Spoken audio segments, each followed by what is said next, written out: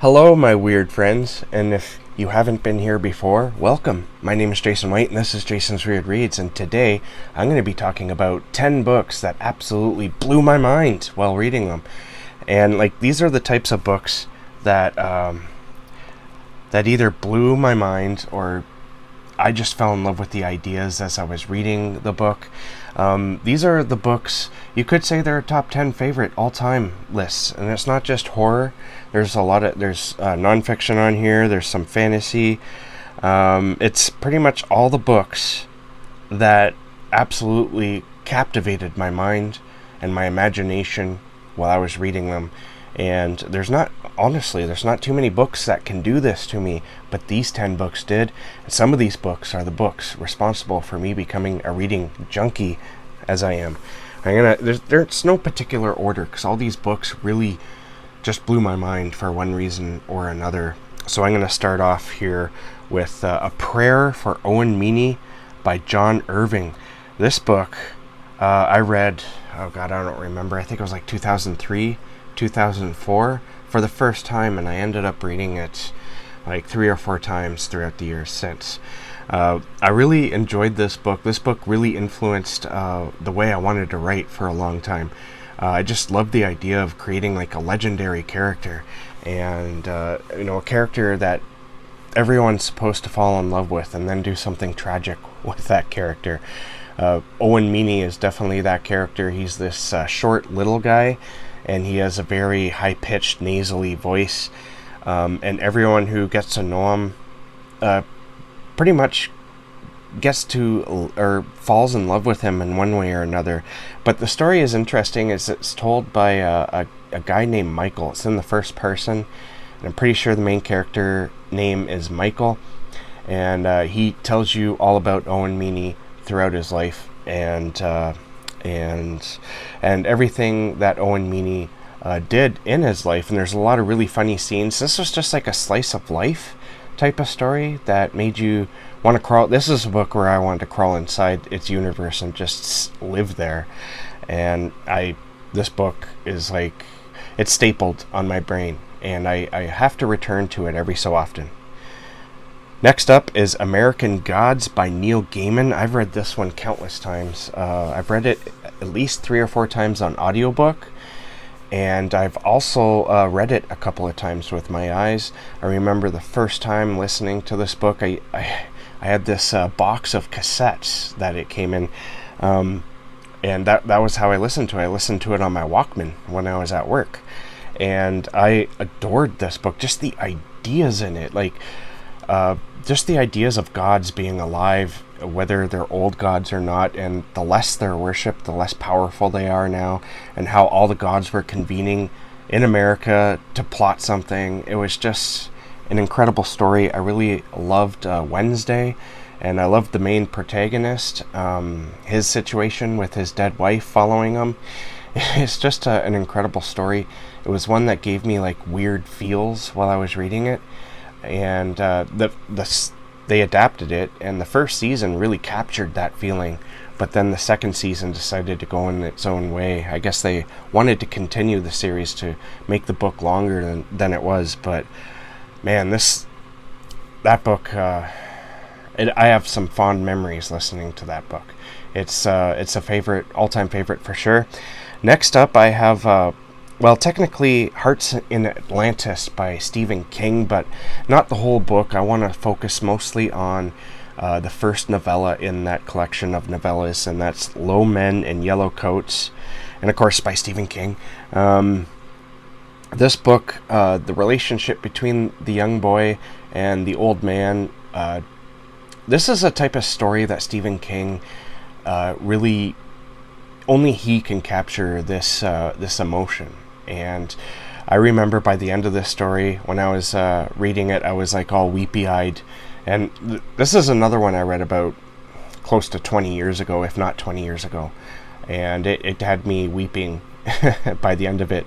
And I absolutely adore this story. It's the main reason why I like this story. I like its connection to the Dark Tower, but I also really enjoyed that feeling that Stephen King can summon within you. And like I said, it's really he's really one of the only authors who can capture that feeling. And I think Low Men in Yellow Coats is the best example of that feeling. I don't know if anyone else ever gets that feeling when reading a Stephen King book, or a book like this anyway, but that's the best I can describe it. Next up, I have Leviathan Wakes by James S.A. Corey.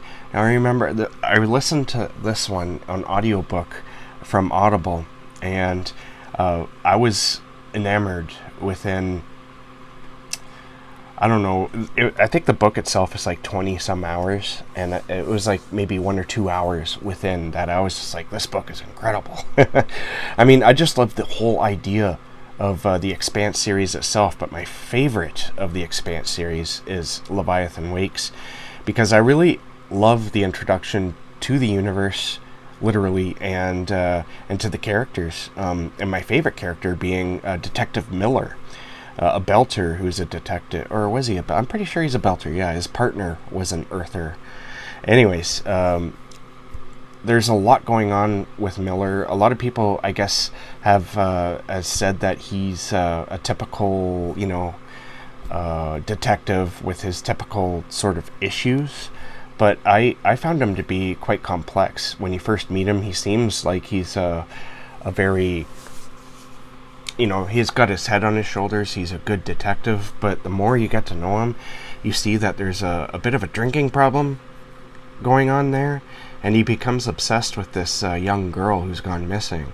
And why he becomes obsessed with her, well, you're probably going to have to read the book to find that out if you haven't read it. But I love Detective Miller. He's one of my favorite characters in the whole thing. But it's not just limited to him. I also love the crew, the main characters who continue throughout the series. Their names are blanking on me for some reason right now. But yeah, that first book is where it's at for me. But the whole series, I haven't finished the series yet, and I've got to finish it. But that first book was just like, I remember, it's one of those books that make you like, holy cow, this is awesome. Next up is a nonfiction book.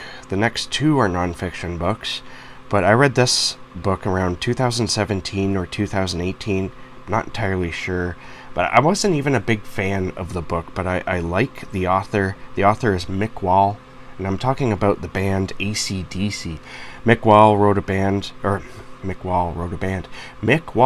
a book about AC/DC, and it's called Hell Ain't a Bad Place to Be, and I really, really enjoyed this book, and it got me into early AC/DC. Because that's, I think, where this book focuses on more with Bon Scott as a singer. And once he passes away, which he passed away in 1979 or 1980, he sort of skims a little bit through the rest of the years. But I think the Bon Scott era is where it was more interesting anyway. I mean, it was just AC/DC starting out, and some of the things they did back then were crazy. Like, there's a story where AC/DC went to Europe for one of their first... they're from Australia, AC/DC is, and they went over to Europe to play some shows. And on one of those shows, the equipment that they rented or borrowed from the venue weren't working, and so they ended up just trashing the stage.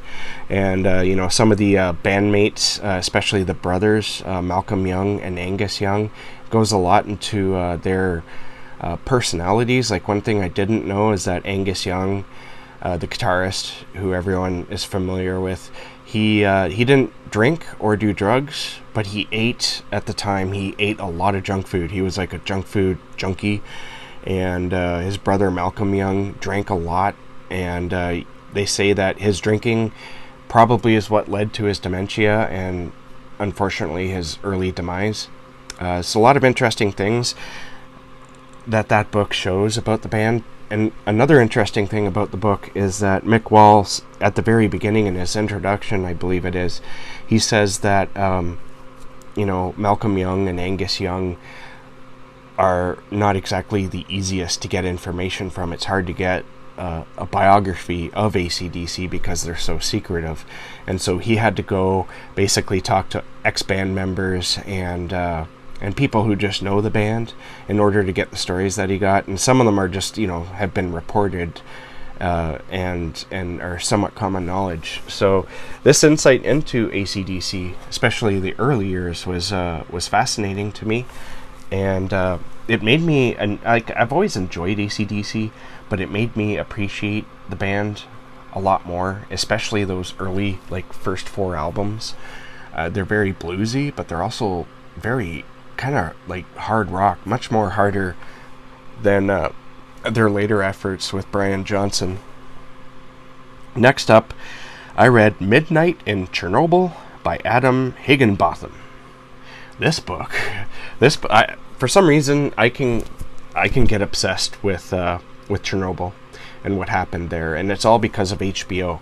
I watched that HBO series, the mini-series Chernobyl, about a year or two after it came out, and I was glued to the TV watching it when I finally decided to watch it. And so it finally led me to reading some books on Chernobyl, and they were just as fascinating. As to why this fascinates me so much, I have no idea, but it's just one of those things where you're just it's like eating candy almost. I absolutely love reading up on Chernobyl, but Midnight in Chernobyl is one of the best books on the whole thing. It tells you everything that happened from beginning until the few years afterwards. It's almost like the HBO series, but HBO being a movies and television, they of course switch some of the facts around to better fit the plot of the story, and it's really interesting to see the things that they did switch around. So I've seen the HBO series a few times now, but I've only read Midnight in Chernobyl once.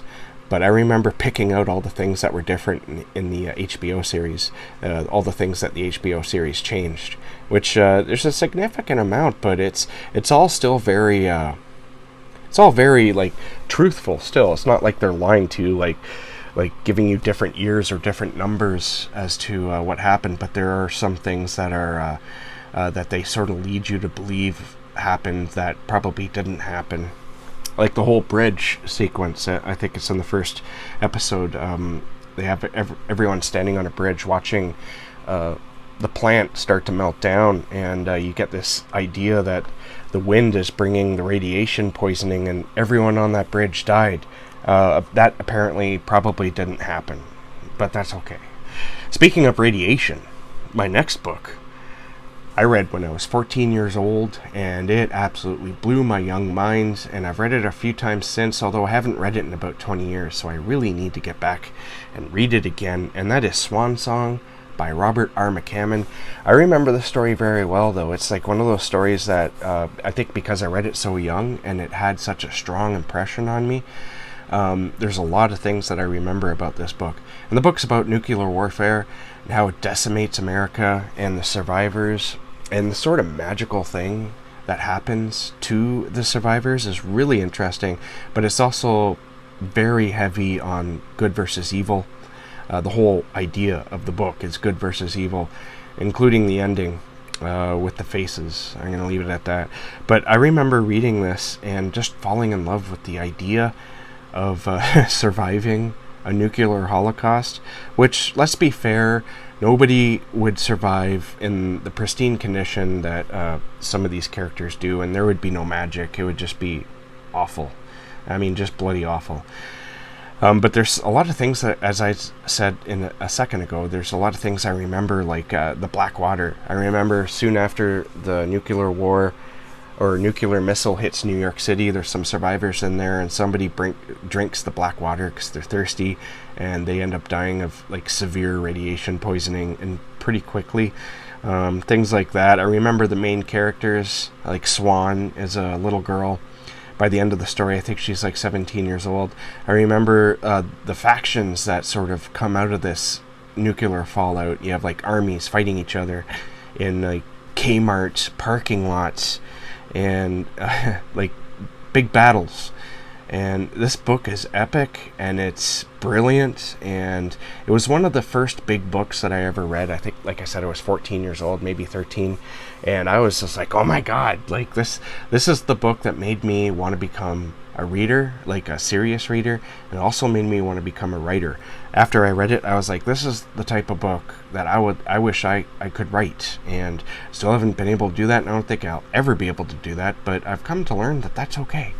I can still appreciate the thing that made me wish to be that good. Alright, next up, I read this about 20 years ago as well. I remember I kept running into this book at grocery stores. This is back when books or grocery stores actually sold books in those little racks that you could spin and whatnot. And the book I'm talking about is Spin by Robert Charles Wilson.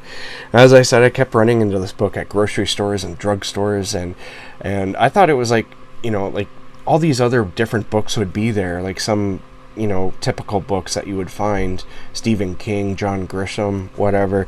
But Spin was by an author I'd never heard of before, and his book kept showing up, and so I thought it was weird. And so I decided to buy it. And then I read it, and this book blew me away. It's about like this sort of alien shield that covers the Earth, and it makes time move differently for the people within Earth. And in order to escape this bubble, they start experimenting on Mars, and they sort of terraform it. And it's written in a sort of a literary style, with two main characters, one of them having the same name as me, Jason, and they're scientists, and you just follow along as they try to solve this whole thing. And while they're doing that, solving it, they brainstorm, they come up with ideas, and like the whole Mars thing, and you get to watch what happens with the Mars experiment. And it was just like, oh my god, this is so brilliant. It absolutely blew my mind. I love Spin, and I've only read it once. I've got to read it again to see if it would still hold me as much as it did 20 years ago. Next up is Project Hail Mary by Andy Weir. I read this last year, and I couldn't stop talking about it. I was obsessed with this book, and for good reason. Now, I can't talk too much about this book because it will spoil things, and this book really cannot be spoiled. Do go into this book blind. You will thank me later. It is an incredible book. It has those ideas that I was talking about in Spin that just blew my mind. And okay, the basic premise, and this is what the back of the book says, and you shouldn't know any more. This is all I knew when I started reading all Hail Mary, Project Hail Mary. What I knew going into Project Hail Mary was that an astronaut wakes up and finds that his crew is all dead, and he has amnesia, and he has to figure out what's going on. That's all you need to know going in. It's the very first chapter as well. And the things he learns will blow your mind. It's incredible. Oh my god, this book is so good. I need a physical copy of this book, and I need to reread it as soon as possible, because I could go back and reread this book, and it's not going to have the same effect on me because I know everything that happens in it now, but I want to return to it regardless. Alright, the last book I have on this list here is a book I read recently, and it gave me a lot of Season 1 True Detective feels. This book is written by Stephen King, and it shocked me because at first, the first 3/4 of it is very different from any other Stephen King book, and I'm talking about The Outsider. The Outsider by Stephen King blew my mind. Oh my god. I just read it, I think I finished it two weeks ago, and the book starts out with the murder of a child. If you haven't read it, he's murdered in a very grotesque way. I'm not going to go into the details of how, or otherwise YouTube might shadow ban me here with this video, but it's very gruesome. Let's just say that. Let Stephen King tell you how it's done, and give you all the gory details. But so there's witnesses as to something that happened close to the time and close to the place that where the murder or where the body was found. And so the beginning of the book starts with a lot of interviews. I mean, it's like almost script form interviews where the detective asks a question of a witness and they answer, and it just goes like that for like a few chapters at least. And then you're led to believe who the perpetrator is, or at least who they think it is. And then you learn, and so you're starting to hate this guy. He's like, this guy's a child killer. But then you get evidence that he was actually where he says he was with his alibi, which is like a 5 hour or an hour and a half drive away at a book convention. And there's video evidence. And in both places, there's DNA evidence that he was at both places at the same time. And while I was reading this, I was just like, oh my god, this is the type of thriller I want to read. I also want to read these types of thrillers where there's like a supernatural element to them, because that fascinates me. So if you have any recommendations for supernatural thrillers that are dark and gritty, sort of like True Detective Season 1, please let me know deep down there in the darkness, because I got to read more of this type of stuff. Alright, thank you for watching. That is all the books that I could find that I know blew my mind and absolutely captured my imagination while I was reading them. Thank you for watching. If you made it this far and you want to comment but you don't know what to say, just leave me a stack of books deep down there in the darkness and I'll leave you some books in return. Thank you for watching. Keep being safe and keep being creative, and I'll catch you guys in the next bookish video.